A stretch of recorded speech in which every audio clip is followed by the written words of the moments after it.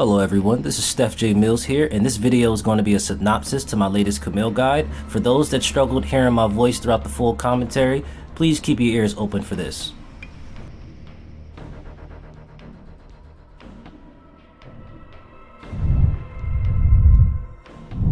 Now before we start with this video, as a League of Legends player, please ask yourself this question.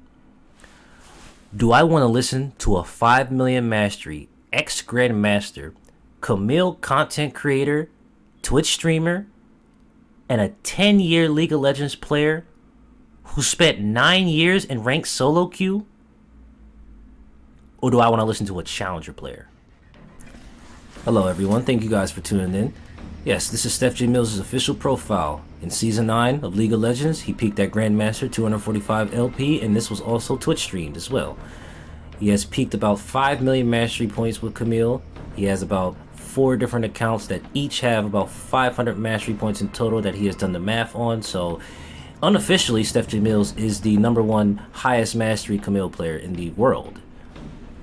Also, we have his Twitch stream, his Twitch channel, and he has also been becoming more of a Kamille content creator because Kamille has been his most dedicated and most favorite champion in the game. He's very dedicated to the champion, and he's been very dedicated to helping people learn this champion to a different degree and have fun along with the way.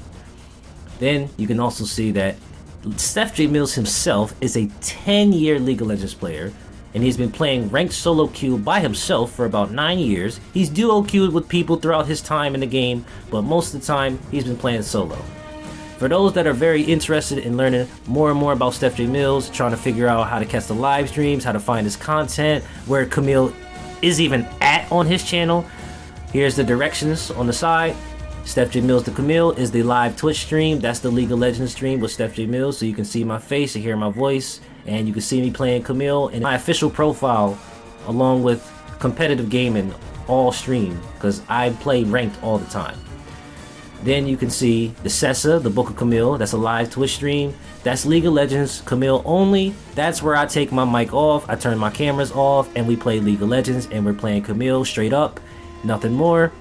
If we see Kamille get banned, we're still playing. If Kamille gets picked, we're still playing against Kamille regardless. So you can see how Stephjmillz playing Kamille throughout his time in League of Legends, playing Kamille, he can still apply his strategies to different champions and still be able to play very effectively in the game. If you also want to catch any kind of compilation videos of like Kamille gameplay, there's what I call the Kamille, which is the YouTube series. If you check the YouTube channel, which everything is of course in just very short, very fast direct links on the description below. That's where I showcase off-stream gameplay of me playing Kamille, or if I'm not on the live stream, you guys can see me off-stream and all the crazy clips and crazy plays that I can record and clip for myself. I'll put into a compilation video and showcase in a YouTube series. So be sure to subscribe to the YouTube channel so you can stay updated to when new uploads are going to be on that channel. Last but not least, the way of the Kamille has been the new guide that I had been bringing in Season 13, and this is the new way of me teaching Kamille throughout being on Summoner's Rift now. So for those that are interested in seeing how Stephjmillz is teaching Kamille if he's not on the stream and if he's not on the game, you can also see the Mobile Fire guide, and that guide is going to be updated as the season progresses throughout the game. Now there is a general strategy that I live by whenever I play Kamille. If you patiently wait to scale and play safe, make good plays, then you won't fail. However, if players are smart with knowing Kamille in general, they know how to counter Kamille. They'll have counter picks. They'll pick champions that will give her a hard time in the lane to prevent her from reaching her late game prime, which I have seen plentiful amount of times in my history of playing the Kamille player now. I've seen players specifically pick certain champions that they felt like is best for Kamille in the matchup to be able to hinder her progression and be able to counter her throughout team fighting as well, because they'll have certain abilities, certain mechanics that can counter Kamille's mechanics if you're not well timed on yours. I've seen myself get smacked down, get outplayed, all because of the insane pressure that players are applying on Kamille, because they can see that a player that is awake on Kamille early game, that knows how to prevent themselves from dying, they know how to limit their casualties, and they know how to make significant plays that can actually become very game-changing, because Kamille naturally is a game-changing champion. So when you're trying to play like Stephjmillz' Kamille, this is what you have to take into account. You are still playing Kamille, but you are playing with more heightened senses. If you want to be more, if you want me to be more direct with it, you're playing with incredible heightened senses, almost like, yo, you done went into overdrive mode in League of Legends, full-blown try hard, like, yo, I want to win, I want to get the Grandmaster because I seen Stephjmillz get the Grandmaster all by himself with his champion, and I'm trying to play to win. As soon as I grab Kamille, I want to be that person.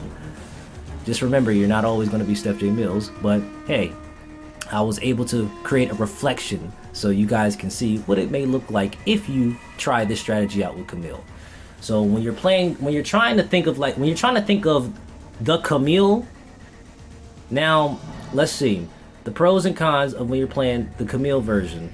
You have an improved early game because you're now thinking, I'm not trying to lose early. If I lose early, if I have too many casualties early on this champion, then I won't really be able to see a victory because I will be too weak. Certain champions have certain power spikes that I just have to respect, and because I didn't respect it early, I will lose mid to late game because they are too far ahead if I don't get any assistance in my lane.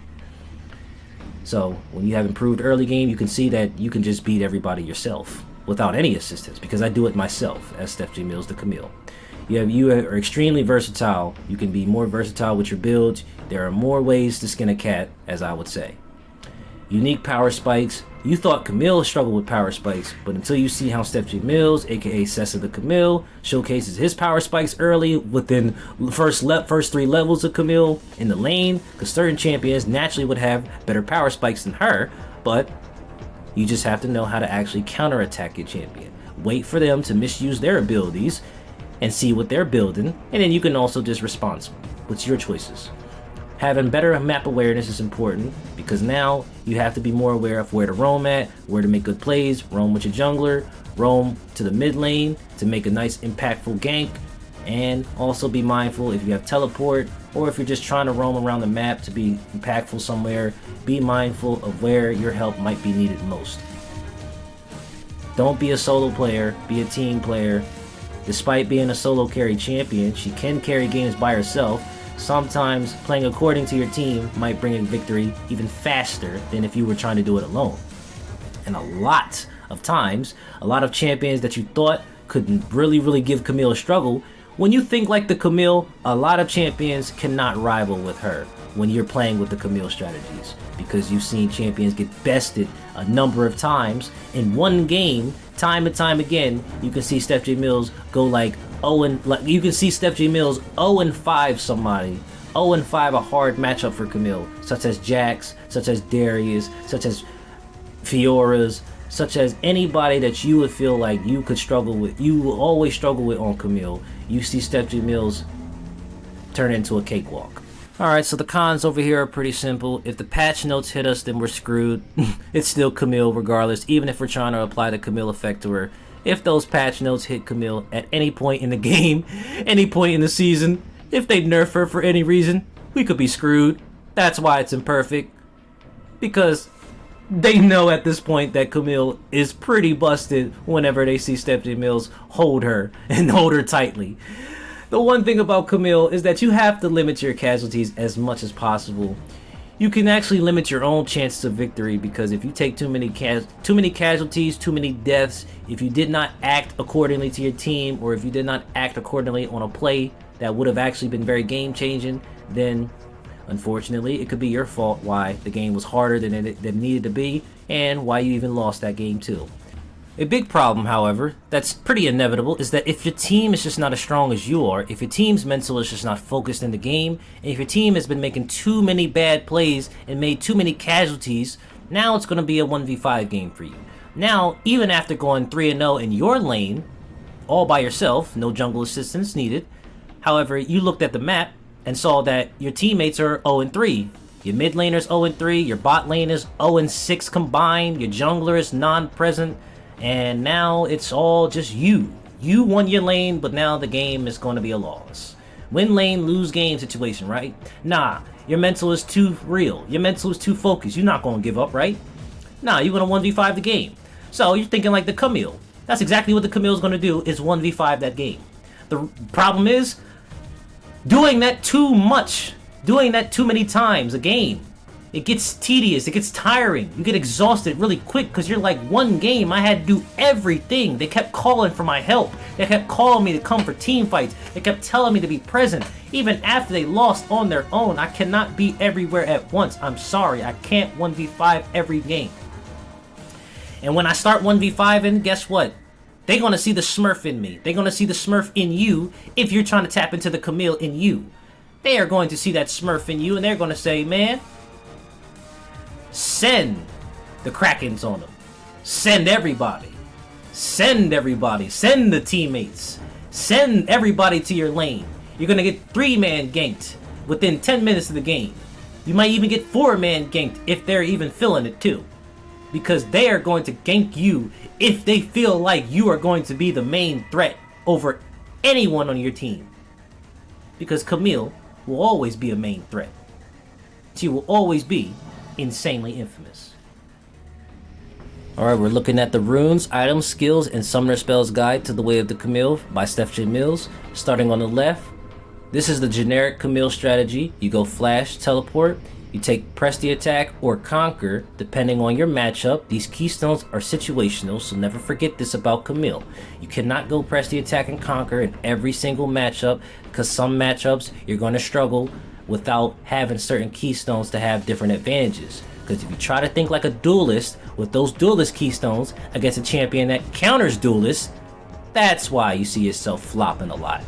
Grasping and dying on Kamille became very common as players discovered Kamille got a much improved early game from that keystone alone because she became more durable in the lane, she became more tankier. Bruiser matchups that would just take the lane because of their champ's nature, this keystone allowed her to withstand their pressure a lot longer and even turn the tides against them. I favor this keystone because I utilized it a lot in my early seasons of Kamille, in my Kamille gameplay, and I still to this day use Grasping and Dying in various matchups where it's actually necessary to use it over press the attack and conquer. So don't forget, the keystones are situational based on your matchup. Arcane Comment used to be a very, very viable keystone on Kamille, but players started to joke with that now and laugh at any player that goes Arcane Comment in the recent seasons.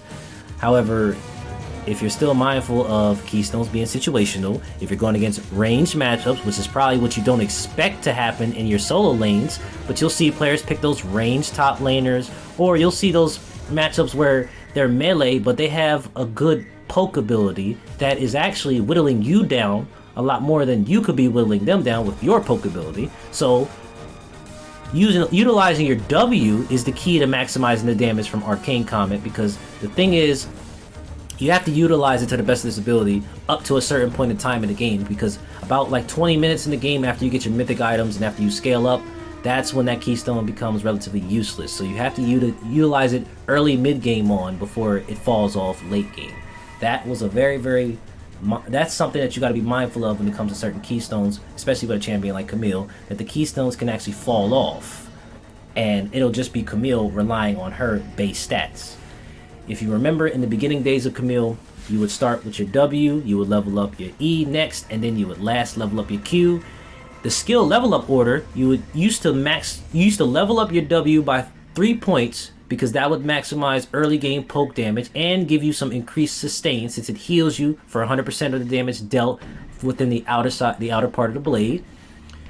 If you use your E, you would be utilizing that to engage on the enemy. You would max level your E, and you would engage on the enemy at moment's notice when you can see opportunities to get good trades off, or if you feel like you can go all in and get a possible kill. The problem is, you're utilizing your E, and that's your only escape ability. Not to mention, your E, if you max it, the damage is mostly from your E, and the attack speed gain is pretty good. It's useful, but I found out that I could have been doing a lot more damage in the game if I maxed my Q early compared to maxing my E. Because I started thinking, oh, that's right, thinking like a duelist is why I'm maxing my E. However, I need to think more and more like a strategic duelist. I need to think more how to use my I need to think more how to utilize the mobility that Kamille has, which is where that Q comes in. Maxing the Q before you even max your E or W, that's where I discovered the hidden potential in her damage capabilities. She can deal incredible damage very early before she finishes her mythic item with just a good combination of starting items. There is a personal challenge that I do live by whenever I play Kamille, whenever I'm on Summoner's Rift with her at my grasp. That first challenge is gain first blood or first kill on the laner without any assistance. I don't call my jungler, I don't call anybody to roam into my lane. If you see me get my own kill at my own time, that's me. And that's when the players wake up, and that's when they will start coming after me. So remember, if you gain first blood or the first kill on the laner without any assistance, that means well played. Now get ready, the game is about to begin. Have mythic item by 20 minutes or less. That tells me I'm doing exceptionally well in the game if I can have my mythic item before anybody in the game has theirs. That means I'm playing good, I put the pressure on them, I beat the brakes off my laner, and guess what? I'm about to beat the brakes off his team too. However, if I want to beat the brakes off his team, I need to make sure to limit my personal casualties, because if I keep screwing up before anybody in the game gets strong, then I will be having to deal with those impediments for those casualties I have taken, and I will be watching myself get broken down by everyone who is stronger than me because I screwed up too much while they didn't.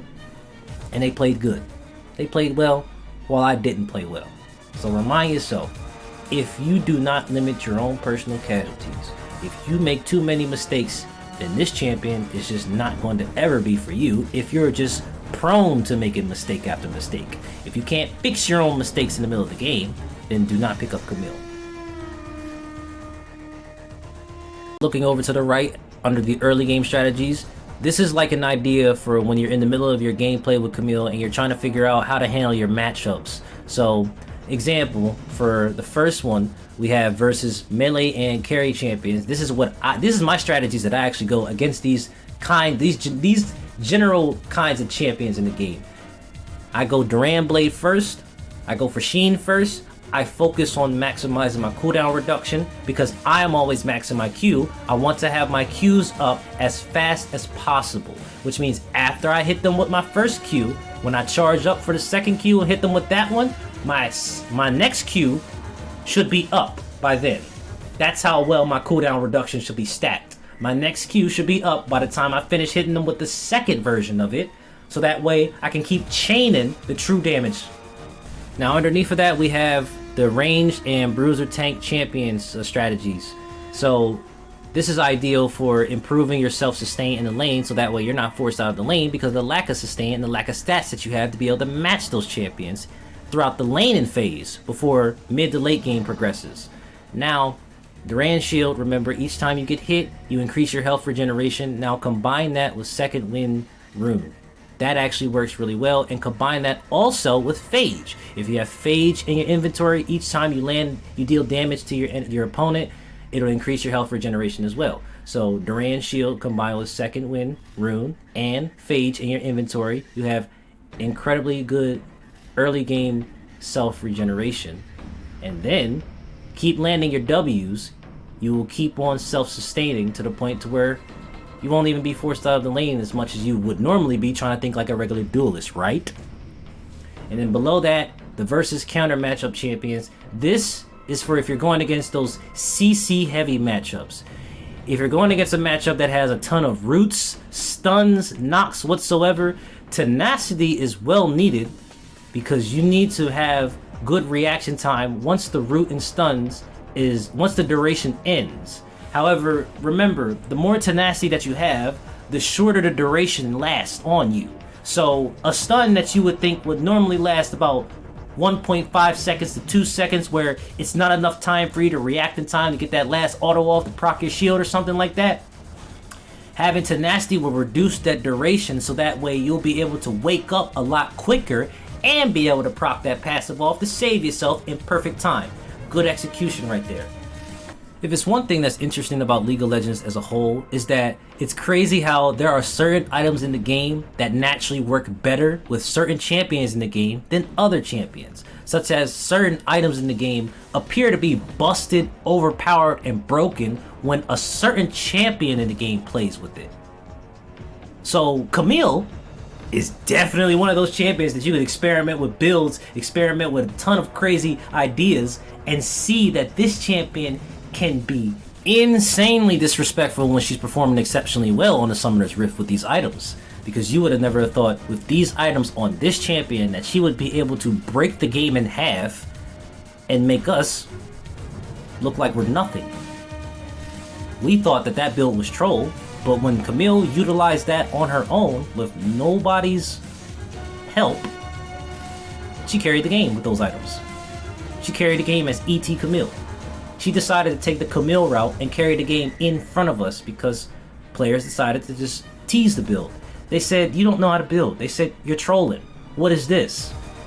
I get that a whole lot of times when I'm trying to utilize my Camille strategies because players just never seen it before and they're trying to learn something new. Like always, thank you for staying tuned to Stephjmillz. Thank you for checking out the new video, and thank you for staying very patient with me on uploading new content for Camille. I hope this video was a lot more clear for people to hear now, so now they can see Stephjmillz is seriously here. So, take care of yourselves, and I will see you guys on the next stream in the next video. Make sure you hit that subscribe button while I'm gone as well. It'll be nice to come back to see some new subscribers to the channel.